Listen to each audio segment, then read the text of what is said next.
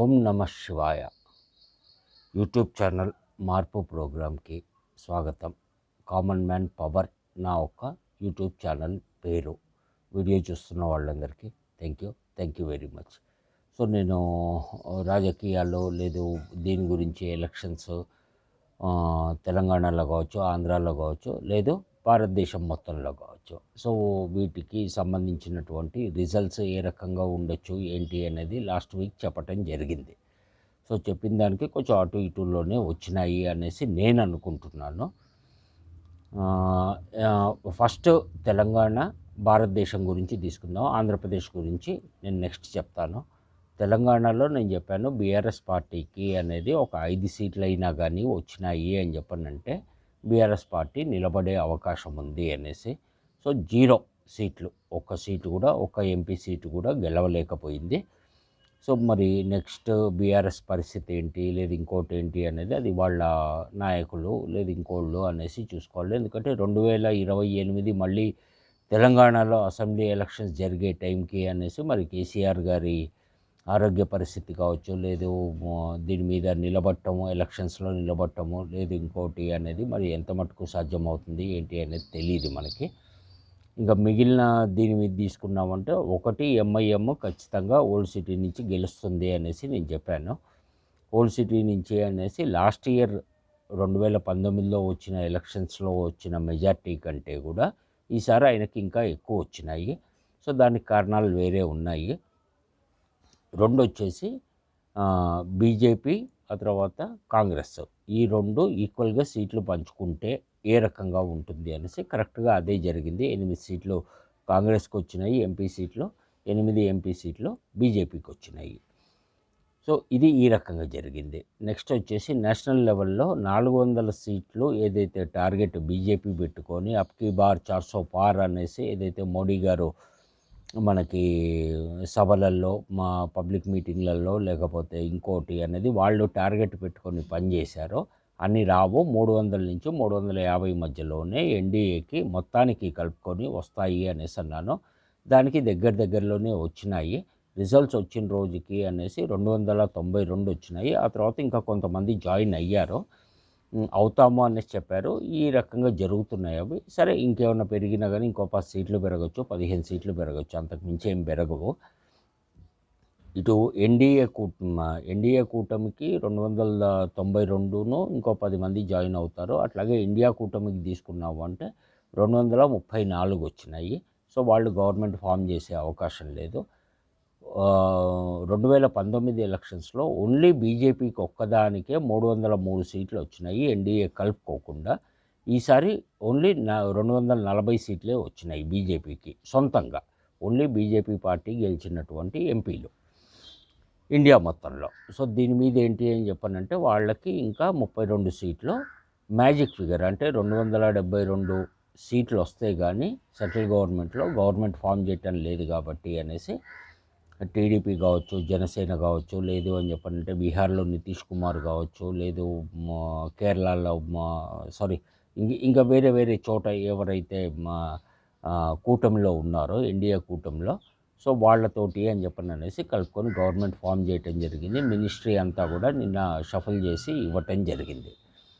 So ఎవరికి ఏ ministry ఏంటి అనేది సరే అవన్నీ వాళ్ళ ఒక సొంత వ్యవహారాల్లో వాళ్ళు చూసుకుంటారు, అయిపోతుంది అక్కడ. ఇంకా ఇక్కడ తీసుకున్నాము అని చెప్పనంటే చాలా సందర్భాల్లో ఉమ్మడి ఆంధ్రప్రదేశ్లో కావచ్చు, ఇప్పుడు విడిపోయినటువంటి తెలంగాణ, ఆంధ్ర తీసుకున్నాము అన్నా కానీ చాలా సందర్భాల్లో సెంట్రల్ గవర్నమెంట్ని నిలబెట్టినటువంటి స్టేట్ మన ఆంధ్రప్రదేశే. ఉమ్మడిగా ఉన్నప్పుడు కావచ్చు, ఇప్పుడు తెలంగాణ, ఆంధ్రప్రదేశ్ కావచ్చు. ఎందుకోసమో అని చెప్పనంటే సొంతంగా బీజేపీకి అనేసి ఆంధ్రప్రదేశ్లో 3 సీట్లు వచ్చినాయి, తెలంగాణలో 8 సీట్లు వచ్చినాయి, బీజేపీకి సొంతంగా 11 సీట్లు వచ్చినాయి, టీడీపీకి ఎన్డీఏ కూటమిలో ఉన్నటువంటి టీడీపీకి 16 ఎంపీ సీట్లు వచ్చినాయి, జనసేనకి 2 పోటీ చేసింది, 2కి 2 గెలిచింది. అట్లాగే 21 ఎమ్మెల్యే సీట్లకి పోటీ చేసింది జనసేన, 21కి 21 వచ్చినాయి. అంటే 100% స్ట్రైక్ రేట్ తోటి అని చెప్పననేసి జనసేన ఈసారి గెలవటం జరిగింది. అది మంచి పరిణామమే. మార్పులు ఏ రకంగా వస్తాయి, ముందు ఏం సంగతి అని చెప్పననేసి చూడటానికి అవకాశం ఉంటుంది. దీని మీద వచ్చేసి మరి ఏ రకంగా ఏంటి అనేది వాళ్ళ ఒక పార్టీ లీడర్లు లేదు వాళ్ళ ఒక కమిటీ మెంబర్లు లేదు వాళ్ళకి సజెస్ట్ చేసేవాళ్ళు వీళ్ళు ఏ రకంగా ఉన్నారో వాళ్ళు ఆ రకంగా ముందుకెళ్ళే అవకాశం ఉంది. ఇంకా జగన్ ఓడిపోవటానికి అని చెప్పననేసి 9 కారణాలు నేను చూసిందనమాట. అన్నీ మన కళ్ళ ముందు జరిగినవే. దీంట్లో నేను కల్పించి ఇంకోటి అనేసి చెప్తున్నది ఏం లేదు. సో దీంట్లో వచ్చేసి 9 కారణాలలో ఫస్ట్‌ది మన హిందూ దేవాలయమైనటువంటి ప్రపంచ ప్రఖ్యాతిగాంచిన తిరుమల తిరుపతి దేవస్థానానికి ప్రతిరోజు వచ్చేటువంటి డబ్బులు 2.5 కోట్ల నుంచి ఒక్కోసారి 3 కోట్లు, 3.5 కోట్లు, 4 కోట్ల దాకా కూడా వెళ్తుంది. ఒకరోజు దేవుడికి వచ్చేటువంటి కలెక్షన్ అది. అది టికెట్ల రూపంలో కావచ్చు, లేదు హుండీలో వేసినవి కావచ్చు, లేదు మిగతావి ఏవైతే సేవా టికెట్లు కావచ్చు, దీని మీద కావచ్చు, ఇవన్నీ కూడా. సో ఆ డబ్బులన్నీ కూడా ఏ పార్టీ వచ్చినా కానీ కొంత మటుకు సొంతానికి వాడుకుంటుంది. జగన్మోహన్ రెడ్డి గారు ఏంటి అని చెప్పనంటే ఇంకొంచెం ఎక్కువగా ఆ ఒక్క డబ్బుల్ని వాడేశారు. ప్లస్ అక్కడ స్కీమ్లు ఏవైతే కొత్తవి పెట్టారో దాంట్లో చాలా స్కాములు జరిగినాయి ఇంకోటి అని చెప్పననే దాని మీద ఇప్పుడు బయటకు వస్తున్నాయి. ఇంకా ఆంధ్రప్రదేశ్లో గవర్నమెంట్ అయితే ఫామ్ చేయలేదు. 12వ తారీఖు రోజు ప్రమాణ స్వీకారం చేసి మంత్రివర్గం అంతా కూడా స్టేట్ లెవెల్లో, సెంట్రల్ లెవెల్లో అంతా కన్ఫామ్ అయిపోయింది. ఈరోజు సాయంత్రం 6 గంటలకి మోడీ గారు వాళ్ళ టీము మంత్రులు అందరూ కూడా ప్రమాణ స్వీకారం చేస్తున్నారు. ఆంధ్రప్రదేశ్లో 12వ తారీఖు రోజు మిగతావన్నీ కూడా చేసుకొని ప్రమాణ స్వీకారం చేశారు అని చెప్పనంటే మిగతావన్నీ కూడా వాళ్ళు చేసుకుంటూ వెళ్తూ ఉంటారు. దీని మీద ఏంటి అని చెప్పనంటే ఒకటి టీటీడీ డబ్బులు ఎక్కువగా వాడుకోవటము, ప్లస్ కొండ మీద జరగాల్సినటువంటి ఘోరాలు లేదు ఇంకోటి జరిగినాయి అనేసి హిందువుల ఫీలింగు. అదే దీంట్లో నేను ఉన్నాను ఓ హిందువుగా. రెండొచ్చేసి ల్యాండ్ టైటిలింగ్ యాక్ట్. ఇది లాస్ట్ మినిట్లో ఏది ఎలక్షన్స్కి ముందు ఒక వారం 10 రోజుల ముందు అపోజిషన్ పార్టీ వాళ్ళు అని చెప్పననేది బాగా గట్టిగా ప్రజల్లోకి తీసుకెళ్ళగలిగారు.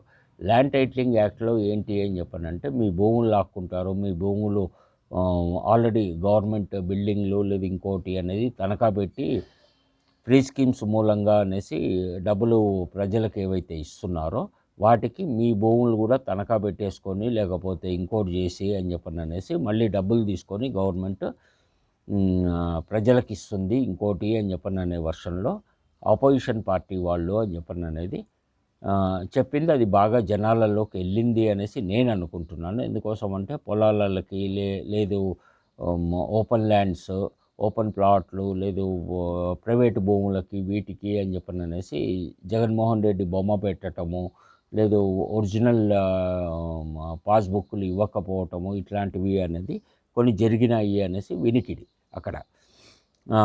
మూడొచ్చేసి ఈ యొక్క దీని మీద అని చెప్పననేసి చాలా ఓవర్ కాన్ఫిడెన్స్గా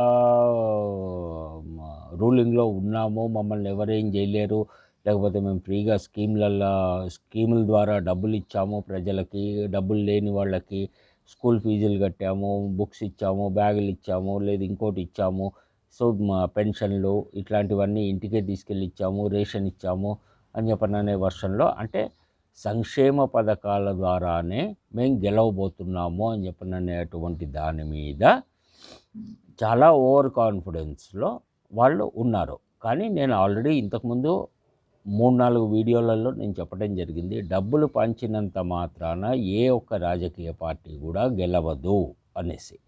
సో అది ఇప్పుడు నిజమైంది. ఏంటి అంటే ఎమ్మెల్యేలు, ఎంపీలు, మినిస్టర్లు వీళ్ళు పొద్దున్న లేచిన దగ్గర నుంచి సాయంత్రం దాకా ఓ 5 మందో 10 మందో ఏదో రకంగా అపోజిషన్ పార్టీని, చంద్రబాబు నాయుడు గారిని, ఇటు పవన్ కళ్యాణ్ని ఎక్కువ మటుకు తిట్టడం జరిగింది. బీజేపీ వాళ్ళ జోలికి పెద్దగా పోలేదు వాళ్ళు. ఏదో కొంత మటుకు ఇది చేయటము, వాళ్ళ గురించి మాట్లాడటము వదిలేయటము, కానీ తిట్టడం మటుకు వీళ్ళిద్దరిని బాగా తిట్టడం జరిగింది. ప్రజలు కూడా ఏం ఆలోచిస్తారు అంటే ఏదో ఒకరోజు వింటారు, 2 రోజులు వింటారు, 3 రోజులు వింటారు. ఇంకా పొద్దున్న లేచిన దగ్గర నుంచి అవతల వాళ్ళని తిట్టడమే కానీ స్టేట్ గురించి లేదు ప్రజల గురించి ఏం పట్టించుకోవట్లేదు ఇంకోటి అని చెప్పననే దాని మీద అనేసి ఉంటుంది. ఎవరికైనా కానీ ఆలోచన వస్తుంది. ఎందుకోసమో అని చెప్పనంటే డెవలప్మెంట్ అనేది పెద్దగా ఏం లేదు. ఏది ఉద్యోగాల రూపంలో కావచ్చు, లేదు రోడ్ల విషయంలో కావచ్చు, లేదు కరెంటు బిల్లులు పెరిగినాయని ఇంకోటని అని చెప్పననే దాని మీద అనేసి ప్రజలు ఇదయ్యారు. ఇవి 4 అయిపోయినాయి. 5 వచ్చేసి మందు, ఆ తర్వాత మట్టి. మందు, మట్టి స్కాము, లిక్కర్, శాండ్ స్కాము, విచ్చలవిడిగా డబ్బులు దోచేశారు ఇంకోటి అని చెప్పననే దాని మీద అనేది అదొకటి ప్రజల్లో బాగా పడిపోయింది. చీప్ లిక్కర్ని ఎక్కువ రేటుకి అమ్ముతున్నారు అని చెప్పననేసి ఒక రకంగా. రెండొచ్చేసి ఈ చీప్ లిక్కర్ తాగి కాస్త వీక్గా ఉన్నవాళ్ళు కావచ్చు, వయసు పెరిగిపోయిన వాళ్ళు కావచ్చు, లేకపోతే మందు తాగి ఆరోగ్యం చెడిపోయిన వాళ్ళు, చనిపోయిన వాళ్ళు కావచ్చు, కొన్ని వేలల్లో ఉన్నారు అని చెప్పననేసి అదొకటి ఉంది. సో వీటి మీద ఏంటి అని చెప్పనంటే ఇవన్నీ ఒక దీని మీద జరిగినాయి. ఇంకోటి ఏంటి అని చెప్పనంటే ఈ ఎమ్మెల్యేలు, ఎంపీలు తిట్టిన దానికి దీనికి అనేసి ఈ రోజున ప్రెస్ ముందుకొచ్చి లేదు కెమెరా ముందుకొచ్చి వాళ్ళు అంటారు ఈవీఎంలలో ట్యాంపరింగ్ జరిగింది, ఈవీఎంలు గోల్మాల్ చేశారు, అందుకని మేము ఓడిపోయాము ఇంకోటి అని చెప్పని అనేసి అంటారు. ఎందుకంటే వాళ్ళకు వచ్చినాయి 11 సీట్లే కాబట్టి. ఇదే విషయాన్ని 2019లో 151 సీట్లు వైసీపీకి వచ్చినాయి అంటే చంద్రబాబు నాయుడు గారు కూడా ఇదే మాట అన్నారు. ఈవీఎంలు మ్యానిపులేట్ చేశారు వైసీపీ వాళ్ళు, సెంట్రల్ గవర్నమెంట్లో ఉన్న బీజేపీ అప్పుడు అలయన్స్లో లేదు కాబట్టి వాళ్ళు మ్యానిపులేట్ చేశారు, అందుకే మేము ఓడిపోయాము ఇంకోటి అనేసి. సో లాస్ట్ టైం 2019 ఎలక్షన్స్కి రిజల్ట్స్కి ముందు రోజు కూడా చంద్రబాబు నాయుడు గారు ప్రెస్ మీట్ పెట్టి చెప్పారు, మనం 100 సీట్లు గెలవబోతున్నాం, మనమే రూలింగ్లోకి రాబోతున్నాము అనేసి. సో అక్కడ ఈవీఎంల మ్యానిపులేషను ఇంకోటి అని చెప్పిన అనే వర్షనే వచ్చింది. సో దీని మీద అని చెప్పిన అనేసి ఇదైంది. ఆ తర్వాత వచ్చేసి కాంగ్రెస్ పార్టీ పోటీ చేయటము అనేది కూడా వైసీపీకి అని చెప్పననేసి కొంత మటుకు నష్టం చేసింది. ఎందుకోసమో అని చెప్పనంటే కాంగ్రెస్కు ఉన్న ఓటు బ్యాంకు ఈ 10 సంవత్సరాల నుంచి 2 టర్మ్లు ఎలక్షన్స్ అయినప్పుడు వైసీపీకి పడ్డాయి. ఇది ఒక రీజను. అవి మళ్ళీ కాంగ్రెస్ వాళ్ళు ఎంపీగా, ఎమ్మెల్యేగా పోటీ చేసినటువంటి స్థానాలలో వాళ్ళ ఓట్లు వాళ్ళకు కొంత మట్టుకు వచ్చినాయి. అది 3000 నుంచి 5000 ఓట్లు వచ్చినా ఏవి వచ్చినా కానీ కొన్ని చోట్ల ఇదే దీని మీద అనేసి తేడాతోటి అనేసి 3000 నుంచి 5000 ఓట్లు, 6000 ఓట్ల తేడాతోటి అని చెప్పని అనేసి ఓడిపోయిన సీట్లు కొన్ని ఉన్నాయి. దీంతోపాటు వైఎస్ షర్మిల వచ్చేసి కాంగ్రెస్ పార్టీకి ఆంధ్రప్రదేశ్కి స్టేట్ ప్రెసిడెంట్గా కాంగ్రెస్ పెట్టడము, లేదు రాజశేఖర రెడ్డి కూతుర్ని అనేసి ప్రచారం చేయటము. సో ఇట్లాంటివన్నీ కూడా వైసీపీ ఓటమికి అనేసి ఒక కారణమైనాయి. రెండొచ్చేసి కుటుంబంలో ఉన్న వాళ్ళే, విజయమ్మ కావచ్చు, లేదు షర్మిల కావచ్చు, లేదు సునీత కావచ్చు, సొంత అమ్మ చెల్లెళ్ళే అన్నను ఓడియాలి అని చెప్పననేసి ప్రజల ముందుకు వచ్చి మీటింగ్లలో అక్కడ వచ్చేసి మా అన్నకు ఓటేయకండి, ఇది కాదు మీకు భవిష్యత్తు ఉండదు, లేకపోతే మీకు ఇంకా ఇబ్బందులు పడతారు మీరు, అది ఇది అనేసి వాళ్ళు చెప్పటం కూడా ఒక రీజను. సో ఇవన్నీ కలుపుకున్నాము అని చెప్పనంటే ఒక ఎత్తు అయితే వాలంటీర్స్, ఈ వాలంటీర్స్ అని చెప్పననే దాని మీద ఏంటి అంటే వాలంటీర్ వ్యవస్థ వాళ్ళని గెలిపిస్తుంది అనేసి అనుకున్నారు, కానీ అది రివర్స్ అయింది. ఎందుకోసం అయింది అంటే ఎమ్మెల్యేలకి, ఎంపీలకి అనేది ప్రజలతోటి డైరెక్ట్గా కాంటాక్ట్ అనేది తెగిపోయింది. అక్కడ తెగిపోయేటప్పటికి ఏమైంది అని చెప్పనంటే ఏది కావాలన్నా కానీ వాలంటీర్కి ఫోన్ చేయటము, వాళ్ళు రావటము, వాళ్ళ అవసరం తీర్చటం, రేషన్ విషయంలో కావచ్చు, పెన్షన్ విషయంలో కావచ్చు, మెడికల్ సర్వీసెస్ కావచ్చు,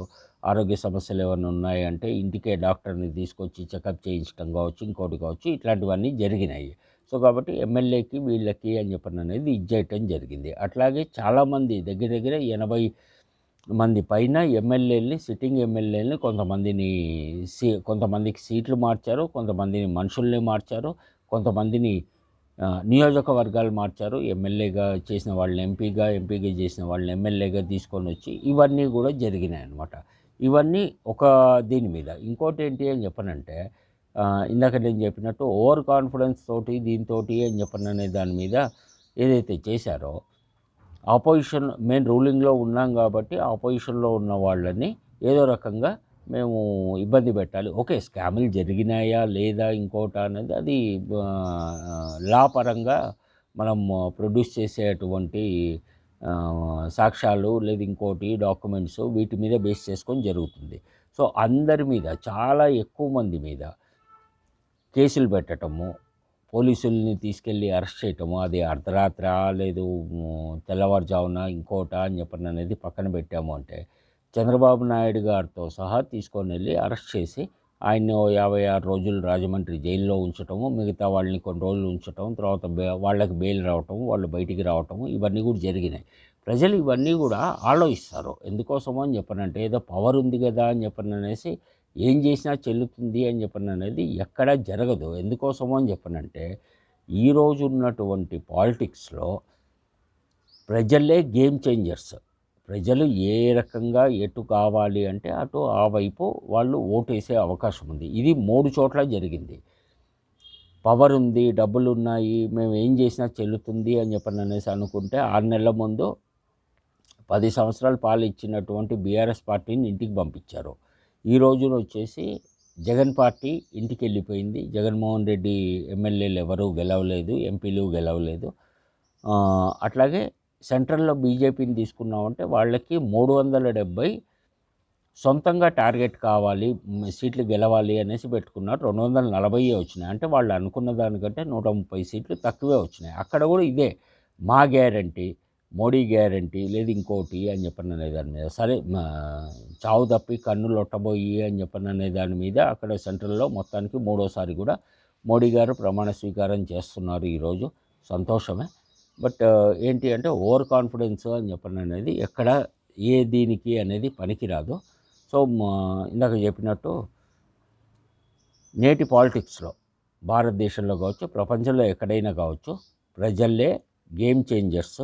ఏ రాజకీయ నాయకుడైనా ఎన్ని సంవత్సరాల ఎక్స్పీరియన్స్ ఉన్నా, ఎన్ని సంవత్సరాల దీని మీద అనేసి ఎమ్మెల్యేగా ఎంపీగా గెలిచినా, ఎన్నిసార్లు గెలిచినా కానీ మోనార్క్ కాదు, మోనార్క్ కాలేడు కూడా. ఇది ఒకటి గుర్తుపెట్టుకోండి ప్రజలందరూ. సో ప్రజలే డిసైడింగ్ ఫ్యాక్టర్, ప్రజలే గేమ్ చేంజర్స్. సో ఇది గుర్తుపెట్టుకున్నారు అని చెప్పనంటే, నాయకులు ముఖ్యంగా, ప్రజలు కాదు, నాయకులు గుర్తుపెట్టుకున్నారు అంటే ఇక ముందు మంచి పరిపాలన వస్తుంది అనేసి అనుకుంటున్నాను. చూద్దాం ఏమవుతుంది ఏంటి అనేసి. ఎనీహౌ వీడియో చూస్తున్న వాళ్ళందరికీ థ్యాంక్ యూ వెరీ మచ్. 9 కారణాలు నేను చెప్పాను, కావాలంటే లెక్క పెట్టుకోవచ్చు మీరు జగన్ ఓటమికి. ఇది ఈ యొక్క వారం వీడియో నాది. ఓం నమో వెంకటేశాయ. అందరూ బాగుండాలి, మంచి వాళ్ళు ఇంకా బాగుండాలి. Thank you.